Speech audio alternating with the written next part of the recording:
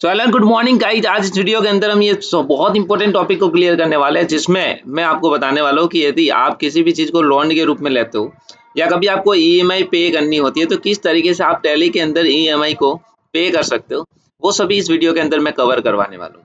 जैसा कि आप इस वीडियो के अंदर देख पा रहे होंगे, यहाँ पे टैली के अंदर आप ईएमआई के थ्रू यहाँ पे कुछ भी आप पे करोगे और जो भी आप खरीद रहे हो, जैसे आपने एक लैपटॉप खरीदा मान लो 50,000 का, और उसे आप क्या कर रहे हो, ईएमआई पर खरीद रहे हो 10% इंटरेस्ट के साथ।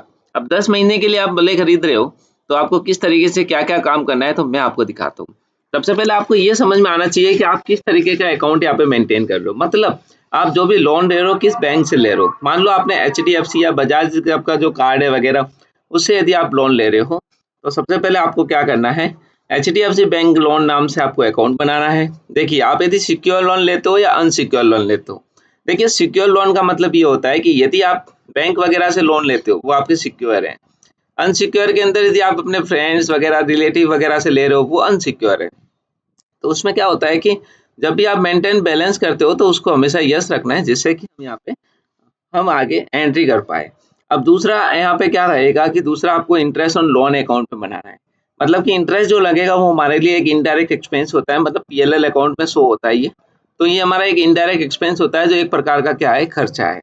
साथ ही साथ आप यहाँ पे जो भी ले रहे हो, लैपटॉप ले रहे हो, एसी ले रहे हो, जो भी ले रहे हो, उसका आपको यहाँ पे अकाउंट बनाना है। ये हमारे लिए क्या है, एक संपत्ति है, एसेट है।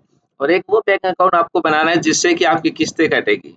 तो उसके नाम से बनाने के बाद हम एक-एक को वाउचर एंट्री करने वाले हैं। तो आइए सबसे पहले टैली के अंदर चलते हैं और जो-जो मैंने बताया है वो हम यहाँ पे बनाने वाले हैं।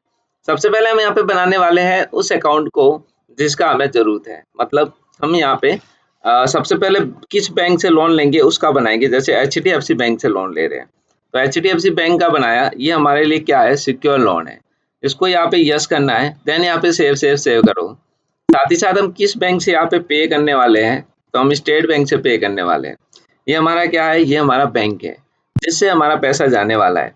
तो बैंक को यहाँ पे अकाउंट कर दो। साथ ही साथ यहाँ पे देखिए हम क्या खरीदने वाले हैं। तो हम यहाँ पे मान लो लैपटॉप खरीद रहे हैं, तो हम लैपटॉप ले लेते हैं। लैपटॉप हमारी क्या है, एक फिक्स एसेट है, फिक्स एसेट ले लो गाइस। साथ ही साथ इसको भी यस कर दो और ये यस हो गया। अब इसके बाद आगे देखिए, फिक्स एसेट के बाद आपको यहाँ पे क्या लेना है, तो एक इंटरेस्ट भी लगेगा। अब लिखेंगे इंटरेस्ट ऑन लोन। अब ये हमारे लिए एक इनडायरेक्ट खर्चा है, इनडायरेक्ट एक्सपेंस है यार।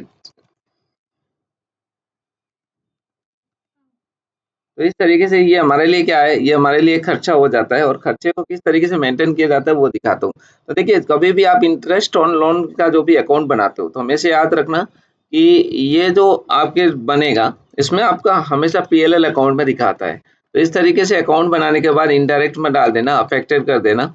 और यहाँ पे मैं आपको बता दूं, तो इनवॉइस राउंडिंग में जाके नॉर्मल राउंडिंग को 1 कर देना है। क्या होगा, जब भी इंटरेस्ट लगेगा, यदि कोई पॉइंट वैल्यू आ रही है तो 0 हो जाएगी। अब ये तो लगभग हमारा काम कंप्लीट हो गया। सबसे पहले क्या करना है? सबसे पहले आपको लोन अमाउंट को दिखाना है। उसके लिए आपको कुछ नहीं करना, उसके लिए अकाउंटिंग वाउचर में जाना है।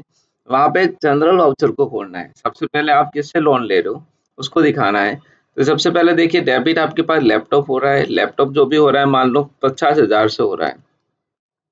ठीक है? तो लैपटॉप आपका 50,000 से हो रहा है, एंटर कर दो। और एंटर करने के बाद कहाँ से हो रहा है? एचडीएफसी बैंक से हो रहा है गाइस। तो ये हो गया एचडीएफसी बैंक का, एंटर कर दो और यहाँ पे लिख दो बीइंग परचेज लैपटॉप। ये लैपटॉप हम परचेज कर रहे हैं, हमने एंट्री कर दी। ये होगी आपके उतारे की एंट्री। अब बैक आ जाइए, अब क्या हो रहा है, तो नेक्स्ट मैं आपको दिखा देता हूँ इसमें। तो हमने जब एंट्री वगैरह की, तो सबसे पहले परचेज लैपटॉप किया था लोन पे, जिसका जनरल के अंदर वो एंट्री करनी थी। हमने क्या किया, हमने लैपटॉप का अकाउंट बनाया और इसको 50,000 लोन के अकाउंट में ट्रांसफर कर दिया। अब हम क्या करेंगे, मान लो हम एंट्री कर रहे हैं, मंथली क्या कर रहे हैं, ईएमआई पे कर रहे हैं। तो सबसे पहले देखिए, जैसे मान लो सपोज दैट 5,500 अमाउंट बन रहा है, तो उसके लिए जैसे 500 रुपए तो प्रिंसिपल अमाउंट हो गया, मतलब जो आपको किस्त देनी है। साथ ही साथ 500 रुपए का क्या लग रहा है, महीने का इंटरेस्ट लग रहा है। तो वो आपको कैसे करना है, तो आइए मैं आपको एक-एक दिखाता हूँ। तो सबसे पहले आप यहाँ पे टैली के अंदर चले जाइए गाइस। यहाँ जाने के बाद अब हम पेमेंट करते हैं। पेमेंट के अंदर जाना है, आपका सबसे पहले लोन सेलेक्ट करो, लोन कौन-सा है? तो एचडीएफसी बैंक का हमारे पास लोन है। मतलब कितना है, उससे पहले एक बार अपन देख लेते हैं कि अपने स्टेट बैंक के अंदर पैसे है या नहीं है। उसके लिए हम यहाँ आ जाते हैं और अकाउंटिंग वाउचर में आ जाते हैं और यहाँ पे देखते हैं तो रिसिप्ट वाउचर के अंदर जाते हैं और क्रेडिट कौन हो रहा है, जैसे राम हो रहा है। हम यहाँ पे लगभग डाल देते हैं 1,00,000 रुपए, 1,00,000 डाल दिया। साथ ही साथ यहाँ पे क्रेडिट कौन, एचडीएफसी नहीं, स्टेट बैंक हो रही है। स्टेट बैंक के अंदर 1,00,000 रुपए जमा कर दिया। ये तो हो गया अमाउंट जमा करने का। बैक आ जाते हैं फटाफट से। बैक आने के बाद हम यहाँ पे ही जहाँ पे अपन गए थे पेमेंट वाउचर को खोलना है। अब ईएमआई कैसे भरी जाती है वो इस वीडियो के अंदर देखने वाले हो।